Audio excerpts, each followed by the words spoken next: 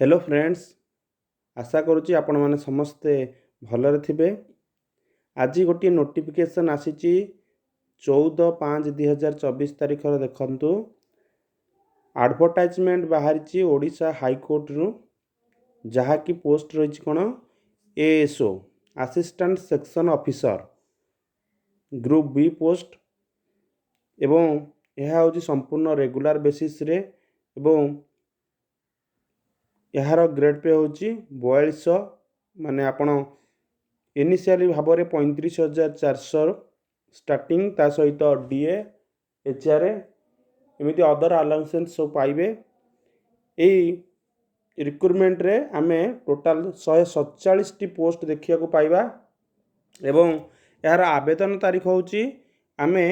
20/5/2024 ठारू 18/6/2024 पर्यंत अप्लाई करिबा। देखिबा एथिरे केउथिरे केतोटी वैकेंसी अछि। आमर रिजर्वेशन सीट जो रही सेथिरे एससी 15टी पोस्ट अच्छी जो थे कि ओमेन 5टी एसटी 57 एवं से ओमेन 19टी रही एससी बीसी 5टी पोस्ट थिबा बेले एथिरे ओमेन 2टी रही आउ अनरिजर्वड 70टी पोस्ट थिला बेले एथिरे 23टी ओमेन को पई रिजर्वेशन रही। ता सहित पीडब्ल्यूडी 6टी पोस्ट एक्स सर्विसमैन 4टी स्पोर्ट्स पर्सन गोटे पोस्ट रही। तो सही अनुसार आपण माने वैकेंसी को देखिकी आपणकर प्रिपरेशन जारी रखंतु एवं देखिबा एज लिमिट आमे यह देइछि एज लिमिट 21 वर्ष ठारू 32 वर्ष पर्यंत यार एज लिमिट रही आज ऑन 2024 14/3/2024 भितर आपण मानक 21 रु 32 वर्ष भितर होइथिया दरकार। ता सहित आमर रिजर्वेशन कैटेगरी पई रिलैक्सेशन रही जोटा कि आमर एससी एसटी एससी बीसी उनका पई 5 वर्ष रिलैक्सेशन रहउची ओमेन का पई 10 वर्ष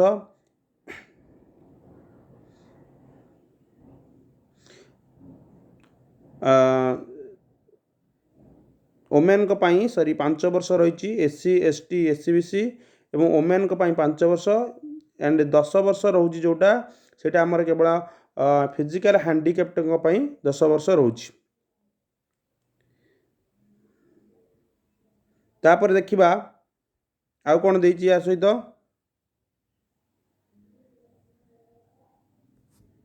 क्वालिफिकेशन जदि आमे देखिबा क्वालिफिकेशन रे हमर कैंडिडेट जनक बैचलर डिग्री माने +3 पास करिदिया निहाती भाबरे दरकार। जे कोनोसी एनी डिग्री हेले मध्य चलिबो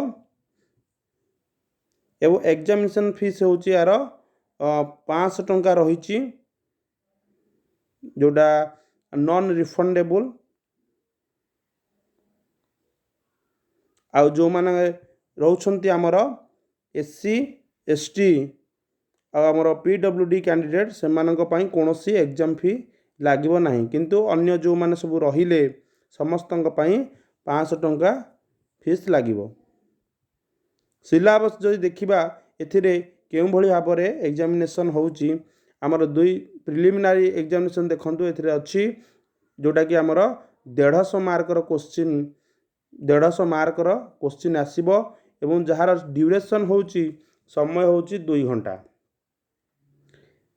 जो थे कि आमर कौन पड़ो जनरल इंग्लिश पड़ो general knowledge logical reasoning and quantitative aptitude यही question आसीबो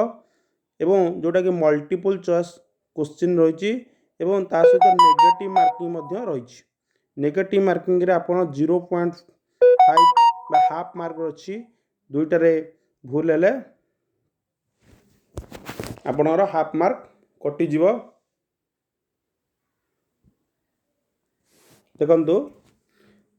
there shall be negative marking of 0.5 mark for each wrong answer. गोटे जदि आपण आंसर को भूल कर हाफ मार्क कटिଯିव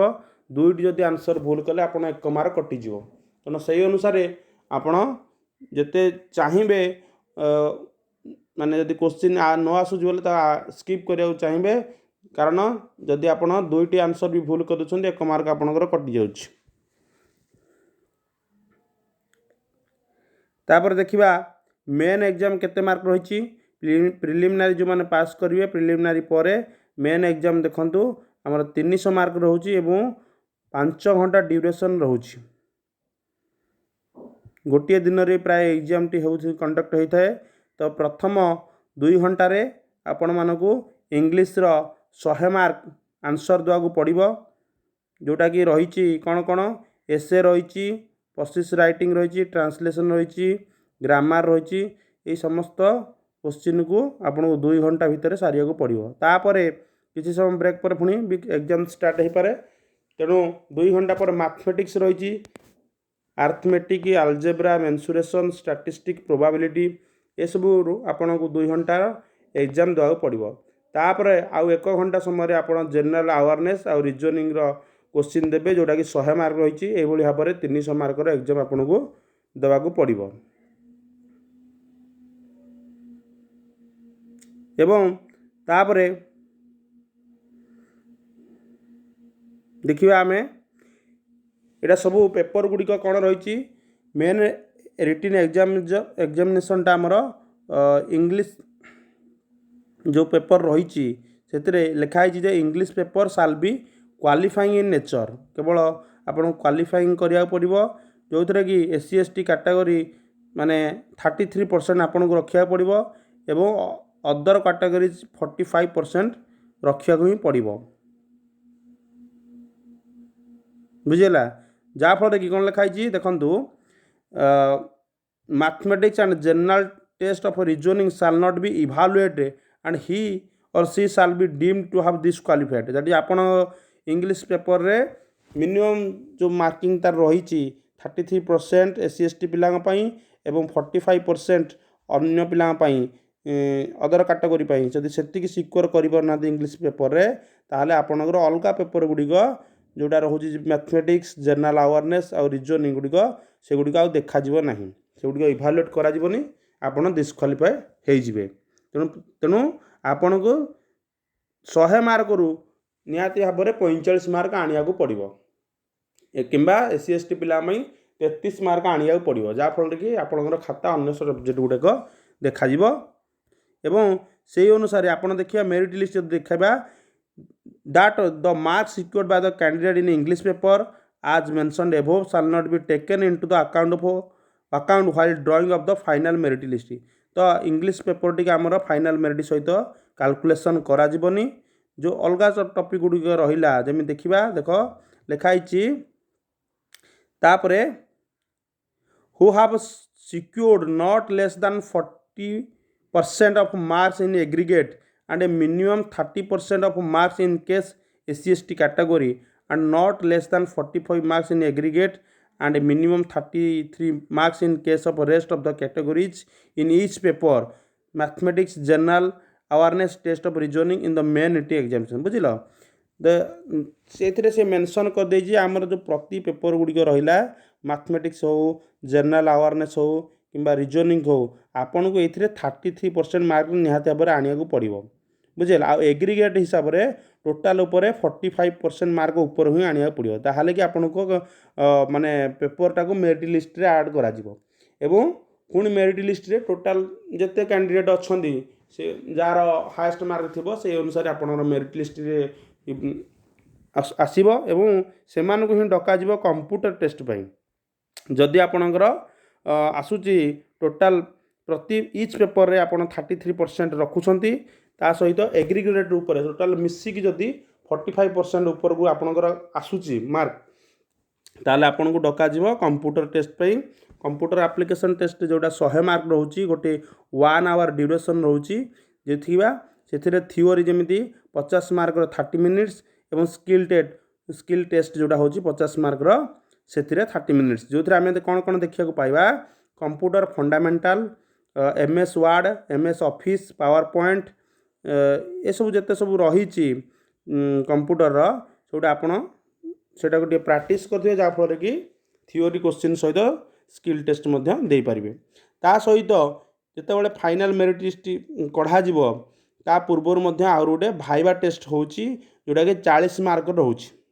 ବୁଝିଲ, ଦେଖ କ'ଣ କେଉଁମାନଙ୍କୁ ଡକାଯିବ? The mark secured by the candidate in the viva test shall be added to the marks obtained by him her in the main written exam. ଯେଉଁମାନେ କମ୍ପ୍ୟୁଟର ଟେଷ୍ଟରେ ପାସ୍ କରିଗଲେ ସେମାନଙ୍କ ଭିତରୁ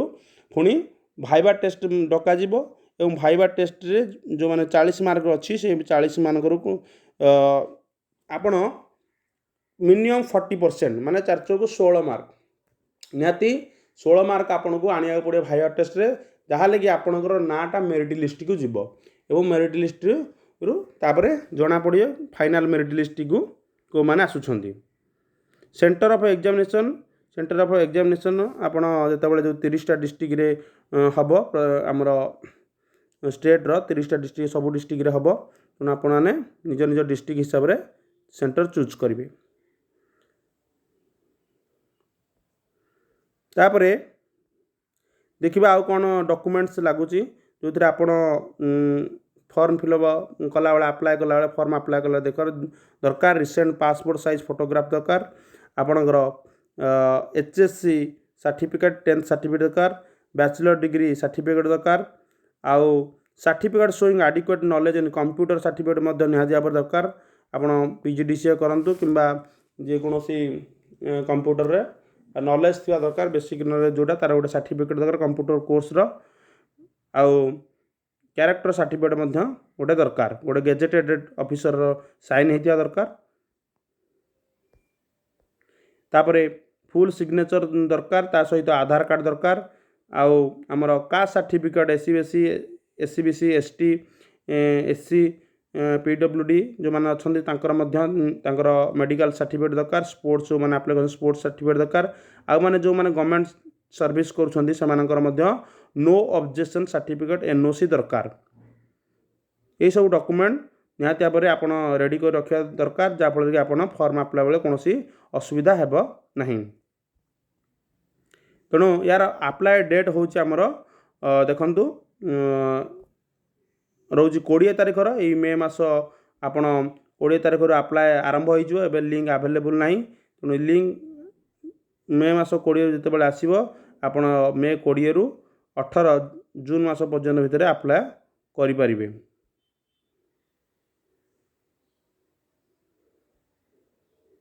ତାର ୱେବସାଇଟ୍ ଦେଖନ୍ତୁ ଦେଇଛି ଏଥିରେ ଆମର www.orissa.highcourt.nic.in। ଆପଣ ରେଗୁଲାରି ଅପଡ଼େଟ୍ ପାଇଁ ଏଇ ସାଇଟ୍କୁ ଭିଜିଟ୍ କରୁଥିବେ। ଆଉ ଆମର ଚ୍ୟାନେଲକୁ ଯଦି ନୂଆ ଆସିଛନ୍ତି ନିହାତି ଭାବରେ ସବସ୍କ୍ରାଇବ୍ କରନ୍ତୁ, କାରଣ ଆପଣ ଏଇ ଚ୍ୟାନେଲରେ ନିହାତି ଭାବରେ ସବୁ କମ୍ପିଟେଟିଭ୍ ଏକ୍ଜାମ୍ର କୋଶ୍ଚିନ୍ ସିରିଜ୍ ଗୁଡ଼ିକ ଦେଖିବାକୁ ପାଇବେ।